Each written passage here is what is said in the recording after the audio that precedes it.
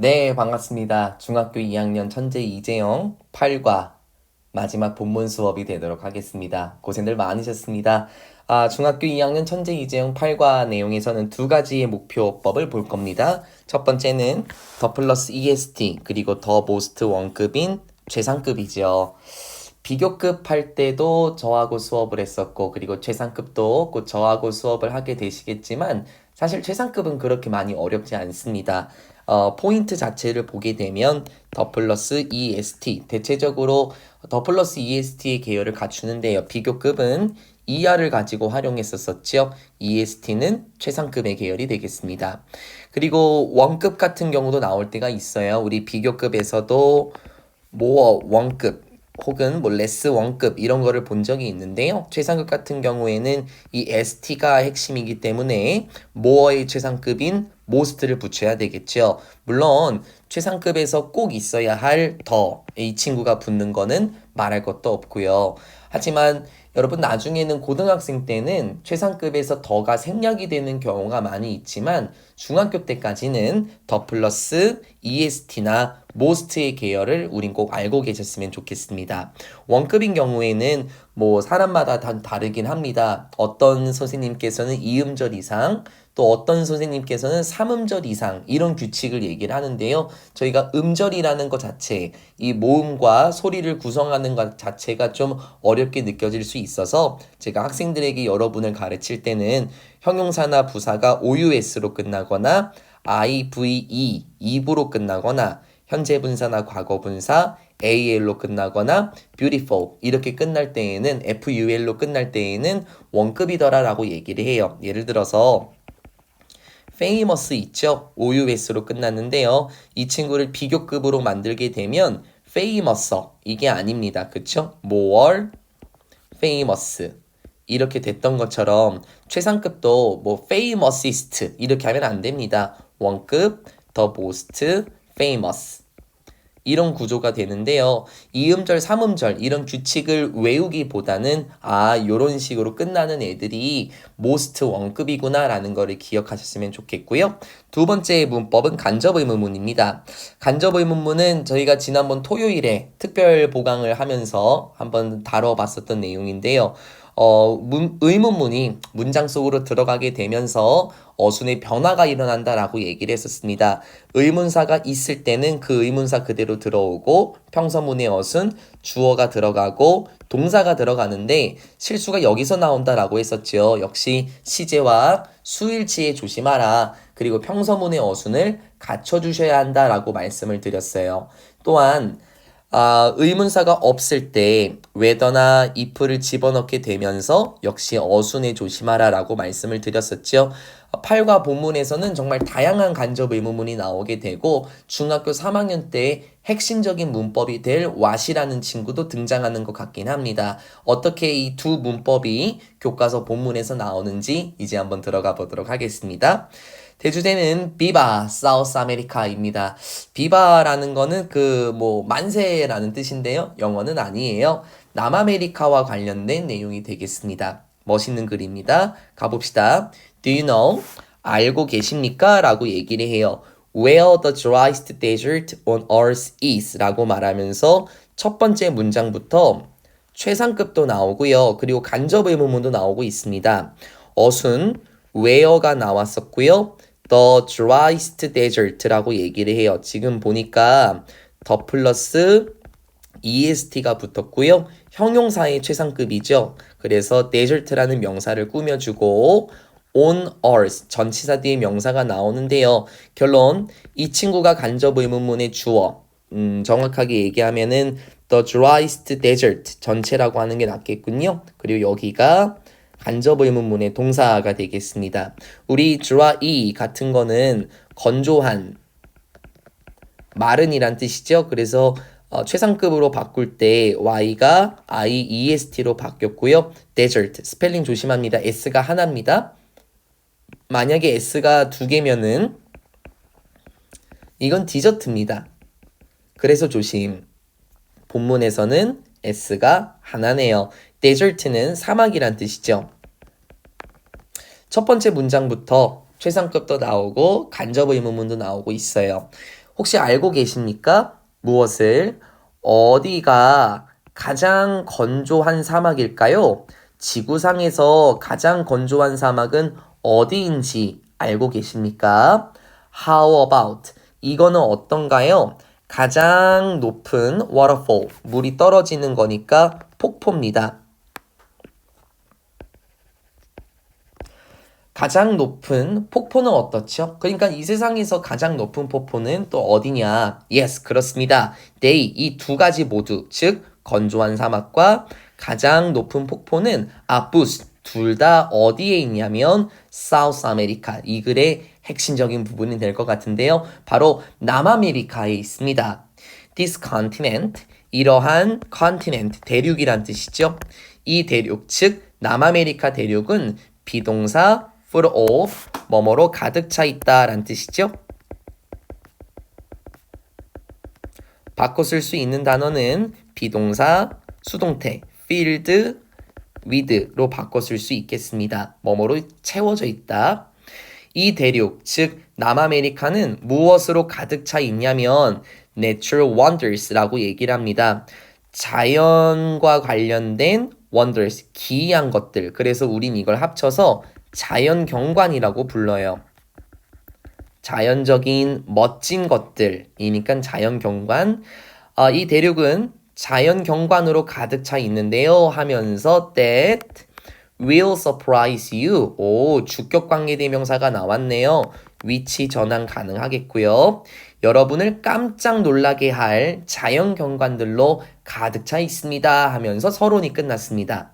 남아메리카 대륙에 있는 자연경관들 4가지를 살펴볼 건데요. 첫 번째는 글에 나왔었던 아타카마 데저트, 아타카마 사막입니다. 아타카마라는 것은 무엇이냐면 가장 건조한 사막입니다. 지구상에 있어서 주인공 나왔죠? 아타카마 사막은 가장 건조한 사막입니다.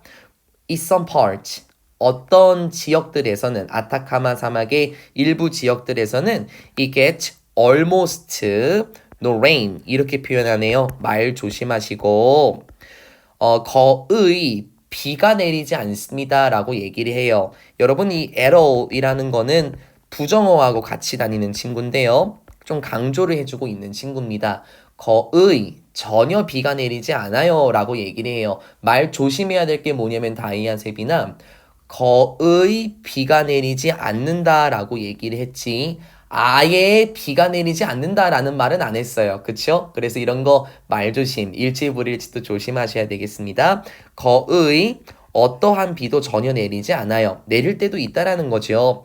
추가적인 설명을 보면 only 1 to 3 millimeters per year. 오로지 한 1에서 3mm 정도 내리긴 한데요. per year. 1년에 1mm에서 3mm 정도까지 비가 내리긴 합니다. The ground in some areas is so dry that no plants can grow. 지면은 땅이죠. 어떤 지역들에서의 땅은 이 친구가 주어고 여기에 수일치 동사 조심할게요. 아타카마 사막의 일부 지역의 땅은 어떻답니까? 너무나도 건조해서 이러이러하다. 오, 쏘대시네요. 최근에도 했었죠. 너무나도 건조해요. 그래서 어떠한 식물들도 성장할 수 없습니다. 라고 얘기를 합니다. 부정어가 여기선 명사도 이렇게 꾸며주고 결국에는 부정어는 동사 계열에 영향 끼쳐야 되죠. 어떠한 식물들도 성장할 수 없습니다. Do you know? 알고 계십니까? 하면서 오케이 간접 의문문이 나왔는데요. 여러분 이 왓이라는 친구는요. 중학교 3학년 때 여러분을 꽤나 힘들게 할 겁니다. 대신에 관계대명사를 정확하게 알고 계시면 좋겠는데 what은 뒤에 불완전한 문장 나와요. do의 목적어 없죠. 과학자들이 한다. 무엇을 하는지 목적어 없습니다. 불완전한 문장을 끌고 나오는 친구고요. what 앞에 명사, 선행사는 나오면 안 됩니다. 물론 때에 따라서 나오게 되는 친구도 있긴 하지만 대체적으로 what 앞에는 명사가 없고 이 명사 아니죠. 그리고 do의 목적어도 없는 걸 봤을 때 what의 특징은 선행사가 없으며 불완전한 문장이다라는 거를 미리 알고 계시면 좋아요, 세빈아. 중학교 3학년 때 이 what이 여러분을 꽤나 복잡하게 할 거거든요. 다시 do you know 알고 계십니까? 무엇을 과학자들이 하는지 알고 계십니까? in 어디에서 그러한 건조한 장소, 즉 아타카마 사막에서 과학자들이 무엇을 하고 있는지 알고 있어요? The soil in this desert. 토양인데 어디에 있는 토양이냐면 이러한 사막, 즉 아타카마 사막에 있는 토양은 is 무엇이냐면요. 매우 similar to here라고 얘기를 하는데요. 여러분이 similar라는 게 비슷한이란 뜻이죠. 그런데 이 to를 꼭 달고 나옵니다. 그래서 similar to로 외우는 게 좋습니다. 뭐뭐와 비슷한, 뭐뭐와 유사한. 이 아타카마 사막에 있는 토양은 매우 무엇과 유사하냐면 이런 토양과 비슷합니다. 어떤 토양? 화성에 있는 토양과 굉장히 비슷해요. so 그래서 그들은 앞에 나온 과학자들이겠죠. 그래서 과학자들은 prepare for 준비합니다. 대비하고 있죠. 대비하다, 준비하다. 무엇을? 여행들을 준비하고 있습니다. to 어디로요? outer space 외부의 공간이니까 우주라고 한번 해볼까요? 중요한 내용이겠네요. 아타카마 사막에 있는 토양이 화성에 있는 토양. 우리 그 태양계를 보면은 수성, 금성, 지구, 화성, 마rs죠. 사막에 있는 토양은 화성의 토양과 굉장히 비슷하대요. 그래서 우주로 여행을 준비하고 있다라는 거는 그 화성에 가기 위해서, 그쵸? 화성에 가기 위해서 아타카마 사막에서 무엇인가 연구하고 준비하고 있다라고 보시면 좋겠죠? 다음, 아타카마는 또한 무엇이냐면은 one of 뒤에 the plus est 맞죠? 최상급 복수 명사가 약속이 되어 있습니다. one of 뒤에 최상급 복수 명사 기억하겠습니다. 아타카마 사막은 무엇이냐면 또한 한 곳인데요. 가장 좋은 장소들 중에 하나더라 라고 얘기를 해요. 지구상에서 가장 좋은 장소들 중에 한 가지인데 to watch stars. 별을 볼 수 있는 가장 좋은 장소들 중에 한 가지입니다 라고 하면서 아타카마 사막에 대한 내용이 끝납니다. 아타카마 사막의 특징은 무엇이었습니까? 이거는 색깔을 좀 잡아드릴게요. 아타카마 사막의 특징 첫 번째, 이 세상에서 가장 건조한 사막입니다. 그렇죠? 그래서 어느 정도로 건조하냐면 거의 비가 내리지 않을 정도고, 그리고 너무나도 건조해서 식물들이 성장할 수 없는 곳이며 과학자들이 아타카마 사막의 토양과 화성의 토양이 굉장히 유사하니까 거기서 연구를 하고 있기도 하고요. 그리고 아타카마 사막은 별들을 볼 수 있는 가장 좋은 장소기도 하더라라고 말하면서 아타카마 사막의 특징 5가지가 잘 정리가 되셨으면 좋겠습니다. 오른쪽을 보시게 되면 실제로 아타카마 사막이 어떻게 생겼는지에 대한 내용인데요. 다이 생각은 어떨지 모르겠는데 저는 딱 봐도 굉장히 건조해 보입니다. 그리고 어떻게 보면은 지구에 있는 지역이라고 보이기보다는 마치 정말 우주의 건조한 행성처럼 보이죠. 최대한 화성과 비슷한 모습을 제가 가져와 봤는데 이곳이 바로 남아메리카에 있는 남아메리카에 있는 지구에서 가장 건조한 사막 아타카마 사막이라고 정리하시면 되겠습니다.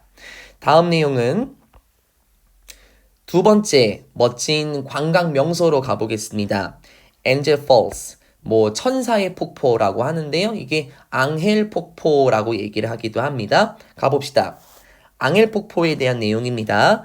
만약에 여러분이 가보신다면 어디로요? 와우, 베네수엘라. 그러니까 우리가 알고 있는 베네수엘라죠. 베네수엘라로 여러분이 가신다면 여러분은 보실 수 있습니다. 무엇을요? 최상급이 또 나오고 있어요. 이 세상에서 가장 높은 폭포를 보실 겁니다. It is 979 meters high. 어느 정도의 높이래요? 979m 높이입니다. 구름들은 종종 덮습니다. 구름들은 종종 가립니다. the top, 윗부분, 다시 말하면은 꼭대기죠. 그 폭포의 꼭대기를 자주 가려요. 그래서 여러분은 참을성이 필요합니다. 인내가 필요하죠. 그리고 약간의 행운도 필요해요. 행운, to get a good view. 좋은 경관을 볼 수 있기 위해서는 약간의 행운과 참을성도 필요합니다. 아, 지금 보니까 구름이 폭포의 꼭대기까지 쫙 덮어버린대요. 그래서 뭐 사진을 찍거나 그 폭포의 모습을 진짜 보기 위해서는 참을성도 필요하고 약간의 행운도 필요하다라고 얘기합니다. 실제로 이 폭포는 is named after라고 하는데요. 일단은 먼저 끌어당겨 볼게요. 우리 수동태 있죠? name A after B 구조였습니다. A를 B를 본따 이름 붙이다 라는 뜻인데요. A를 B를 본따서 이름을 붙이다 라는 뜻인데 지금 문장의 생김새를 보면 비동사 PP예요. 그쵸? 그러면 수동태죠. 그러면 제가 뭔 얘기할 줄 알아요, 세빈이? 수동태의 포인트가 뭡니까? 요거. 목적어를 주어로 돌리게 되면 A 나오게 되면서 비동사 named after B 이런 구조로 들어가지 않겠습니까? 수동태 까먹지 말라고 했잖아요. 목적어를 주어로 돌리고 비동사 과거분사 계열로 만들어집니다. 이게 바로 요렇게 생기지 않았나요? The waterfall is named after. 됐죠? 그러면 이제 해석을 한번 해볼까요? 이 폭포는 이름이 붙여졌습니다. 누구를 본따서 지미 엔젤이라는 사람의 이름을 본따서 이름이 붙여졌죠. 아, 그래서 엔젤 펄스가 이 사람의 이름이었군요. 그런데 다시 그 지미 엔젤이 누군 줄 알아요? A pilot. 비행기 조종사래요. From. 어디 출신의 비행기 조종사냐면 미국 출신의 비행기 조종사인데 who. 그 사람은 또 누구냐면요. 조심. 주격관계 대명사가 맞긴 합니다. 당연히 that으로 전환도 가능할 텐데요. 여러분 선행사가 뭔지 한번 봐보세요. 열심히 공부 안 하면 얘가 선행사인데요? 앞에 나오니까는 그러니까 who가 아니라 which 아닙니까? 이렇게 생각하기 좋다고요. 근데 제가 보면 가로를 쳐놨어요. 그렇죠. 그러면 이 뜻은 뭐겠습니까? 잠깐 지워볼까 다이야? 수수수수수수수 지워보게 되면 선행사가 비행기 조종사 사람이네요. 사람. 그러니까는 앞에 있는 선행사가 사람이니까 who나 that 괜찮죠? 그러면 중간에 이 친구들은 왜 껴들어간 거예요? 전치사 뒤에 명사. 문장에서 부사 역할하는 친구니까 얘는 신경 쓰지 말고 선행사를 잘 보고 판단해 보자라는 겁니다. 다시요. 미국의 출신인 비행사인데 이 사람은 누구냐면 처음으로 날았던 사람입니다. 어디 위를 날았었는데 그 폭포 위를 1933년에 처음으로 날았던 미국 출신의 비행기 조종사인 지미 안젤이라는 사람의 이름을 본따서 이 폭포의 이름이 붙여졌습니다. You can still get to the top of the beautiful waterfall only by plane. 와우. 여러분은 여전히 지금도 get to 어디에 이를 수 있는데요. get to 하면은 뭐 사실 go to하고 의미는 비슷합니다. 어디에 갈 수 있냐면 꼭대기에 올라갈 수 있습니다. 이 아름다운 앙헬 폭포의 꼭대기를 오로지 무엇을 타고만 갈 수 있어요? 비행기를 타고만 갈 수 있다라고 얘기를 합니다. 이 부분이 왜 중요할까요? 여러분 아까 앞에서부터 나왔던 얘기가 뭐였었냐면 이 세상에서 가장 높은 폭포고 979m 높이에 이른다라고 얘기를 했어요. 심지어 지미 앵젤이라는 사람 그 자체도 그 폭포에 가기 위해서 비행기를 타고 갔었잖아요. 비행기를 타고 올라갔었었죠. 비행기 그 폭포 위에 비행기로 타고 날았다라고 하네요. 아침이라서 그런지 머리도 잘 안 돌아가고 말도 잘 안 나와요. 폭포 위를 최초로 비행했었던 사람이기도 하죠. 그러니까는 그렇게 높은 곳에 가려면은 버스를 타고 가거나 걸어서 가는 건 말도 안 되죠. 비행기를 타고 날아가셔야 합니다. 라고 말하면서 앙헬 폭포에 대한 내용이 끝납니다. 여기는 어떤 특징들이 있었습니까? 첫 번째, 이 세상에서 가장 높은 폭포였습니다. 높이는 어느 정도가 되고 그 경관의 특징이 나와 있었고요. 앙행 폭포의 이름의 유래도 나왔었고요. 실제로 비행기를 타고 날아가야 한다라는 것까지 나왔었네요. 여기까지가 Angel Falls였습니다. 모습 한번 봐볼까요? 진짜 높지 않아요. 이게 딱 보니까는 산맥인 것 같은데 여기서부터 폭포가 쫙 물이 내리고 있습니다. 아마 구름이 본문에서 보면은 이렇게 꼭대기까지 다 가릴 수 있다라 그랬잖아요. 굉장히 높다 보니까는 구름이 충분히 가릴 수 있대요. 그래서 여기 폭포를 보려면은 뭐 참을성도 필요하고 행운도 필요하다라는 말도 나왔었고 여기를 올라가려면은 그러게 비행기를 타고 올라갈 수밖에 없을 겁니다. 여기까지가 남아메리카 대륙에 있는 두 가지의 자연 경관이 나왔었습니다. 하나하나의 특징을 보시고 이미지도 머릿속에 기억하시면 조금 더 효율적인 학습이 될 수 있을 것 같고요. 그 다음 세 번째 내용으로 들어가 보도록 하겠습니다. 세 번째 내용은 아마존입니다. 아마존은 이건 아마존 강이라고 보는 게 낫겠네요. 이 아마존의 강은 runs, 흐릅니다. 어디를 걸쳐서, 어디를 가로질러 흐르냐면 the continent, 이 대륙, 즉 남아메리카 대륙이죠. 남아메리카 대륙을 가로질러서 흐릅니다. 그런데 어딜 통해서요? 와우, 7개의 국가들을 거쳐서 남아메리카 대륙을 가로지릅니다. 진짜 멋있지 않아요? 7개의 국가들을 거쳐서 남아메리카 대륙을 가로질러 흐른다라는 것은 그 아마존 강의 길이가 정말 엄청나다라는 것 같아요. 그쵸? 첫 번째 특징이 되겠네요. It travels from Peru. 이 아마존 강은 travels from이네요. 페루로부터 흐르기 시작해요. 서쪽에 있는 페루에서 흐르고요. flows into. 어디로 흐릅니까? 어디로 흐르냐면은 애틀랜틱 오션이네요. 대서양이죠. 대서양으로 흘러들어간다라고 얘기를 합니다. 그러니까는 이 아마존 강의 시작점은 서쪽의 페루에서 시작을 해서 대서양으로 빠져들어간대요. 아마존 강은 is interesting. ing 현재 분사 기억하시고요. interested 되면 안 돼요. 아마존 강은 진짜 흥미로워요. In many ways. 많은 방법들, 많은 방식들에서 보면 그러니까 많은 점에서 정말 흥미롭습니다. For the most part, 뭐 대체적인 부분으로서 보자면은 대부분으로 라고 하는 게 낫겠네요. 대부분으로 보면은 it has no bridge. 아마존 강은 어떠한 다리도 가지고 있지 않습니다. 라고 얘기를 해요. 선생님 이게 무슨 말이죠? 생각해볼까? 여러분 우리 대한민국에 한강 있죠?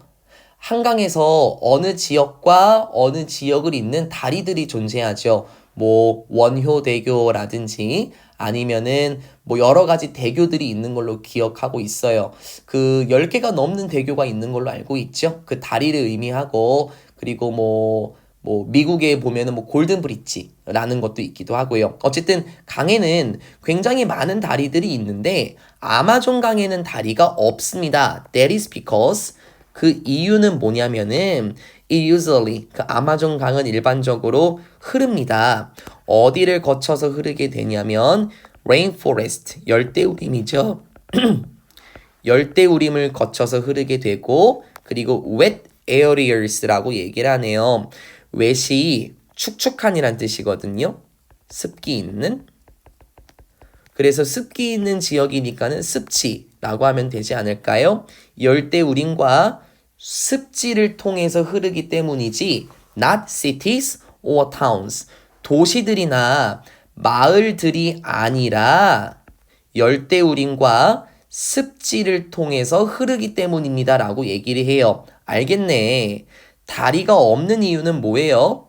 그 아마존 강은 대체적으로 열대우림과 습지를 통해서 흐르는 거지 도시와 마을을 통해서 흐르는 게 아니다. 만약에 다이야 도시와 마을을 통해서 흘렀으면 사람들이 왔다 갔다 하고 물건도 이동을 할 테니까 다리가 필요합니다. 그쵸? 그런데 그 아마존 강은 어떻다고요? 사람들이 살고 있는 곳이 아니에요. 습지와 열대우림을 통해서 흐르기 때문에 다리가 전혀 필요 없겠죠. Also, 또한 흥미로운 점 또 다른 한 가지는 무엇이냐면 in many places, 많은 장소들에서 살펴봤을 때 이 아마존 강은 어때요? 매우 wide, 넓습니다라고 얘기를 해요. 그래서 여러분은 볼 수 없을 겁니다. The other side, 다른 부분, 즉 반대편을 볼 수 없을 거다라고 얘기를 해요. 가만히 있어봐요. 두 번째 흥미로운 점은 뭐였었냐면요. 강의 폭이 굉장히 넓대요. 그래서 반대편을 볼 수도 없을 것이다 라고 얘기를 합니다. 건너편이라고 얘기해도 되고요. 예를 들어서 강의 폭이 이렇게 좁으면 사람이 반대편에 있는 사람을 볼 수 있겠죠. 그런데 아마존 강은 폭이 엄청 넓나 봐요. 그래서 반대편에 있는 사람조차 볼 수 없을 정도로 굉장히 와이드하다라는 거를 생각하면 좋지 않겠습니까? 이게 두 번째 흥미로운 점이었던 것 같고요. 다음 내용 가볼까요? 또 여러분은 아마도 do not want, 원하지 않을 겁니다. to swim in, 수영하는 것을 원하지 않을 건데 투부정사의 명사적 용법, 동사 뒤에 목적어로 나왔네요. 이 강에서 수영하는 것을 원하지 않을 겁니다. 왜요? It is home. 오, 고향, 집, 서식지네요. To some very big snakes. 매우 큰 뱀들. 그리고 물고기에게 있어서는 매우 좋은 서식지입니다. 어떤 물고기인데요? 주격 관계 대명사 맞아요. They eat meat. 고기를 먹는 물고기. 즉, fish가 여러분 이게 단수라고 생각할 수 있겠죠. 선생님, fish는 단수 맞잖아요. 셀 수 있는 명사 아닌데요? 선생님, fish는 셀 수 없는 명사였는데요? 그쵸.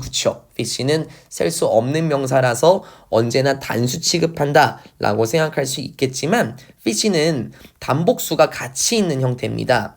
저는 어떻게 보고 파악했냐면 some very big snakes, 여기도 복수였고 그럼 아마 여기도 복수 아닐까라고 저는 생각을 했고요. 실제로 보니까는 이 수일치를 봤었을 때 s가 안 붙었다는 건 복수명사가 맞겠죠. 그럼 됐나요? 실제로 고기를 먹는 물고기와 매우 큰 뱀들을 위한 멋진 서식지다라고 말하면서 아마존강 내용이 끝났습니다. 아마 여러분 빅 스네이크라고 얘기하면 머릿속에서 아나콘다를 떠올릴 수도 있겠죠. 그리고 고기를 먹는 물고기들이라고 하면은 피라니아? 라고 생각할 수도 있을 겁니다. 그쵸? 바로 아마존 강은 그래서 수영을 할 수가 없겠구나 라고 얘기를 합니다. 아마존 강에 있어서의 특징 다시 한번 잡아볼까요? 남아메리카 대륙을 거쳐서 흐르고요. 수원지, 페루에서 시작해서 대서양까지 흐르게 되고 많은 점들에게 있어서 많은 점들로 보자면 참 흥미로웠었는데 첫 번째는 다리가 없더라. 왜인지 이유도 나왔었죠. 그리고 그 다음은 강폭이 굉장히 넓고 실제로 여러분은 거기서 수영을 할 수 없다라는 것까지 5가지의 아마존 강의 특징이 나왔습니다. 오른쪽에 있는 그림을 한번 볼까요? 강폭이 정말로 넓은 거 보이십니까? 선생님 강폭이 좁은데요? 아유 생각하지 말고요. 여기를 한번 보자고요. 사람은 얼마나 작을까요? 이 거대한 열대우림 속에서요. 그쵸? 그러니까는 이 폭이 굉장히 넓고 그리고 반대편에 있는 사람을 볼 수도 없죠. 그리고 다리가 한번 봐보세요. 세빈이도 지금 확인해 보시죠. 어떤 다리가 있나요? 지금 다리조차 없습니다. 왜 없는지 우리는 본문 속에서 확인해 봤고 여기서 수영을 하고 싶다라고 말씀하시면 안 됩니다. 우리는 생명체들에게 있어서 최상의 포식자일 수 있긴 하지만은 아무런 도구도 없이 아무런 준비도 없이 여기 물에 풍덩 빠져서 수영하다 보면은 뱀과 물고기들의 간식거리가 될 수도 있지 않겠습니까? 수영할 수도 없습니다. 아마존 강의 특징 5가지 살펴봤고요. 이제 본문의 마지막 들어가도록 하겠습니다. The Andes. 안데스 산맥입니다. 여러분 안데스 산맥 하면은 마추픽추, 페루의 마추픽추를 아마 생각하실 수도 있는데요. 가볼까요? 안데스 산맥은 입니다. 이 세상에서 가장 긴 렌즈입니다 라고 하는데요. 여러분 이걸 하나로 합쳐서 산맥이라고 하면 좋습니다. 안데스 산맥은 이 세상에서 가장 긴 산맥이죠. Do you know? 알고 계십니까? How long the mountain range is? 이것도 역시 간접 의문문이죠. 얼마나 긴지 아십니까? 이 산맥이 얼마나 긴지 아십니까? 라고 얘기를 합니다. It is about 7,000 kilometers long. 이 산맥은 대략 숫자 명사 앞에서 about은 대략 7,000km 길이래요. 와, 진짜 대단합니다. 여러분 높이로 따지는 게 아니라요. 길이로 따지는 거예요, 지금. 안데스 산맥은 대략 7,000m 길입니다. 안데스 산맥은 또한 포함하고 있습니다. 오도 나오나 가장 높은 산들인데요. outside of 아시아. 조심 일치불일치 100% 나올 겁니다. 아시아 밖에서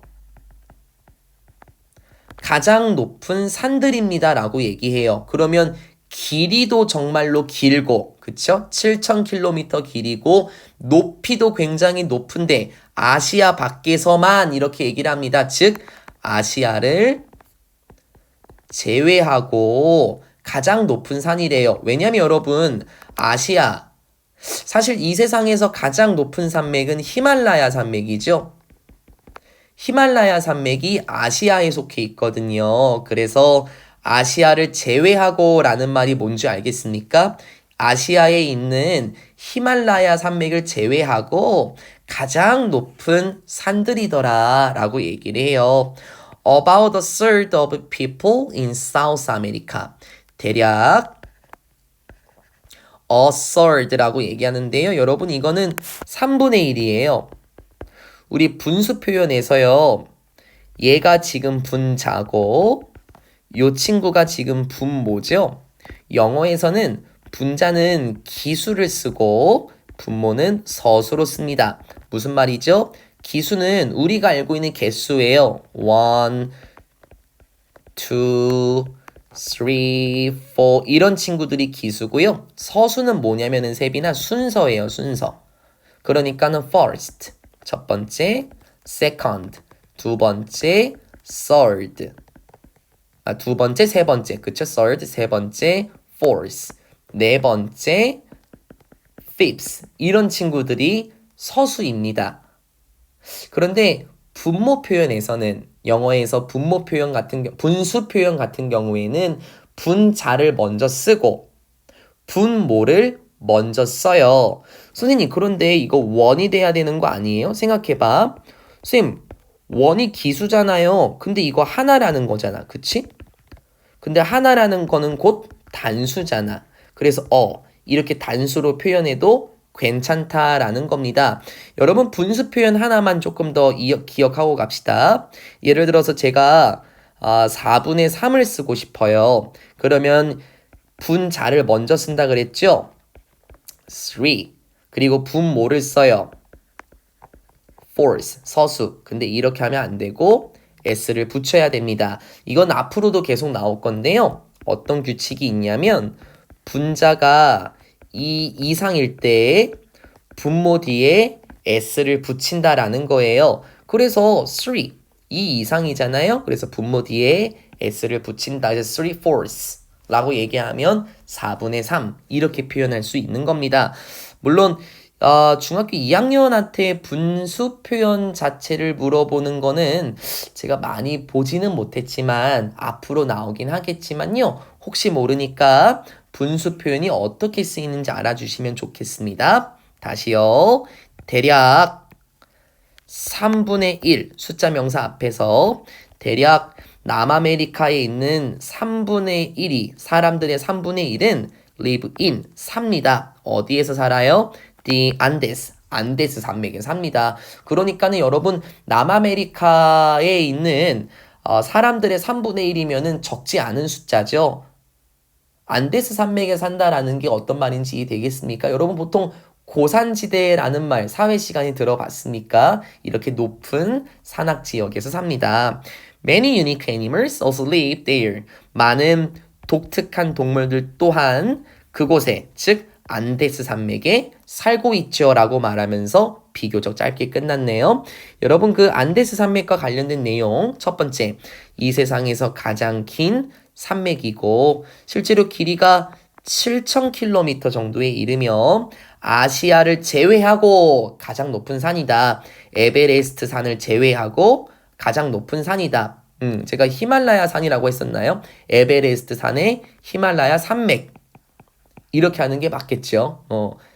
히말라야 산이라고 안 했죠? 히말라야 산맥이라고 했을 건데요. 에베레스트 산의 히말라야 산맥이 이 세상에서 가장 높은 산맥이고, 그리고 그 아시아권에 속해 있었죠. 따라서 아시아를 제외하고 가장 높은 산이기도 하고요. 그리고 나서 사람들의 3분의 1, 남아메리카에 있는 사람들의 3분의 1이 그 안데스 산맥에 살고 있고 많은 동물들도 함께 서식하고 있다라고 말하면서 끝납니다. 어려웠습니까? 저는 되게 재밌게 읽었는데요. 안데스 산맥에 관련된 내용, 그 유명한 마추픽추이죠. 여러분 그 고등학교 교과서에 마추픽추에 대한 내용이 있긴 한데요. 정말 멋있는 모습입니다. 주변을 보면은 광활한 높은 산맥들로 이루어져 있고요. 이 산맥에서 사람들의 3분의 1이 살고 있다라고 얘기합니다. 이 사람들은 그 원주민이 아니겠죠. 그 마추픽추를 보러 온 관광인이라고 보시면 좋겠습니다. 여기까지가 우리는 천재 이재영 교과서 8과의 내용을 모두 마무리 지었습니다. 어떻습니까? 우리 세빈이 같은 경우에는 저하고 2월부터, 그쵸? 이제 천재 이재영 교과서 1과부터 8과 내용을 모두 마무리를 졌고요. 8과 내용에서는 수동태부터 시작해서 주격관계대명사 배웠던 문법들이 다 모여 있었습니다. 어렵다라고 하지 마시고요. 다이아, 저는 원래 해도 안 되는데요? 또 이렇게 말씀하지 마시고요.